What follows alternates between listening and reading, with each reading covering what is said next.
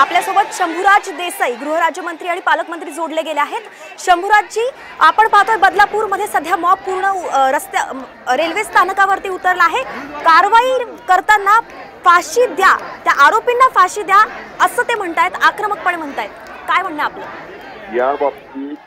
मी म्हणजे सुरुवातीला तर मी सांगेन की चुकीचा प्रकार हा घडलेला आहे, निंदनीय प्रकार आहे। अशा प्रकारचं निश्चितपणे जो कृत्य करणारा आता सकृतदर्शनी माहिती येते तो त्या शाळेतलाच कोणीतरी कर्मचारी आहे।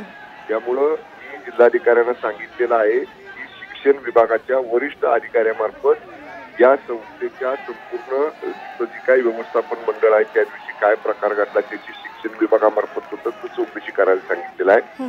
पोलिसांनाही मी सांगितलेलं आहे उपायुक्त दर्जाच्या अधिकाऱ्याकडून या सगळ्या प्रकरणाची चौकशी करा। जो संशयित आहे त्याला तात्काळ ताब्यात घ्या, त्याच्यावर कठोर कारवाई करा, त्याच्यावर गुन्हा दाखल करून त्याला कठोर शिक्षा झाली पाहिजे। ह्या दोन्ही गोष्टींचे आदेश मी जिल्हाधिकाऱ्यांना पोलीस प्रशासनाला दिलेले आहेत। आणि मला जी माहिती प्राप्त झाली त्यानुसार तिथं काही उशीर लावला गेला।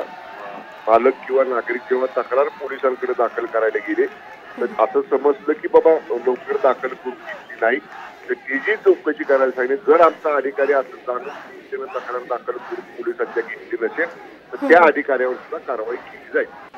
शंभूराजजी, लाडकी बहीण योजना ही एकीकडे राबवली जाते, सरकार राबवत आहे, परंतु दुसरीकडे त्या आरोपींवरती गुन्हा नोंद करायला सुद्धा खूप उशीर केला जातोय। मी करणार नाही, मी तेच सांगितलं। जो अधिकारी त्यावेळी आमचा पोलीस ठाण्यामध्ये तिथे इन्चार्ज होता, त्याची ड्युटी होती आणि त्यानं तिथं सगळं आता पोलिसांच्या पोलीस स्टेशनमध्ये आमच्या बाहेर आणि आत सगळीकडे सीसीटीव्ही आहे, त्यामुळे सगळं त्यात येणार आहे। म्हणून मी दुसरं तिसरं कोणाला नाही तर उपायुक्त दर्जाच्या अधिकाऱ्याला त्याची चौकशी करायला सांगितलेलं आहे। आणि चौकशीचा अहवाल प्राप्त झाल्या त्या अधिकाऱ्यावर सुद्धा जर त्यानं असं उशीर केलेलं लक्षात आलं तर कुठलीही वेळ न लावता तात्काळ त्याच्यावर सुद्धा आम्ही कारवाई करू। कुणालाही याच्यात सोडलं जाणार नाही आणि जो असं गैरकृत्य करणारा त्या शिक्षण संस्थेतला कोण कर्मचारी आहे त्याच्यावर सुद्धा कठोर कलम लावून कठोर शिक्षा त्याला केली जाईल। धन्यवाद शंभूराजजी, आपण साम टीव्ही सोबत बातचीत केली आणि आपली प्रतिक्रिया आपण दिली। तर आता आपण पाहिलं की शंभूराज देसाई आपल्यासोबत जोडले गेले होते आणि त्यांनी सांगितलं आहे की जिल्हाधिकाऱ्यांना आदेश दिले आहे, शिक्षण विभागामार्फत याची कठोरात कठोर कारवाई यावरती केली जाईल। उपायुक्त दर्जाच्या अधिकाऱ्यांना त्यांनी या चौकशीसाठी सामील केलं आहे।